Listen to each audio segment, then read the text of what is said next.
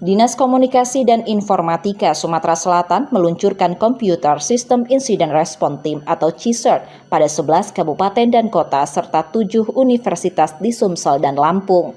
CISRT sebagai upaya pengamanan data elektronik lembaga dan masyarakat dari berbagai serangan atau kecelakaan dari sistem informasi dan elektronik yang kini digunakan. Bahwa ini untuk membentengi atau menjaga sistem komunikasi yang ada di Sumatera Selatan.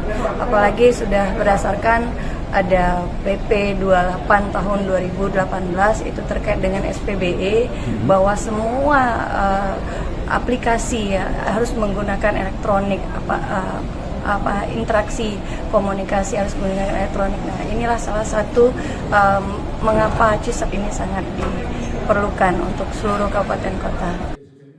Penjabat Gubernur Sumsel menerangkan teknologi informasi yang berkembang menuntut untuk dikuasai, mengendalikan, serta menyesuaikan namun harus diantisipasi dampak lainnya. Namun di dalam itu ada data, baik data individu, data negara, data keuangan, informasi yang lain tentu ada di situ. Itu yang semua harus kita lindungi, sehingga tidak terjadi kebocoran, tidak ada pemanfaatan yang tidak bertanggung jawab, dan tidak ada serangan-serangan yang menghancurkan atau merusak tatanan yang memang sudah ada di pemerintah. Selain peluncuran CISRT, Sumsel juga melantik Dewan Informasi dan Komunikasi Daerah yang juga melakukan antisipasi dari dampak teknologi informasi itu. Tim Liputan, Kompas TV, Palembang, Sumatera Selatan.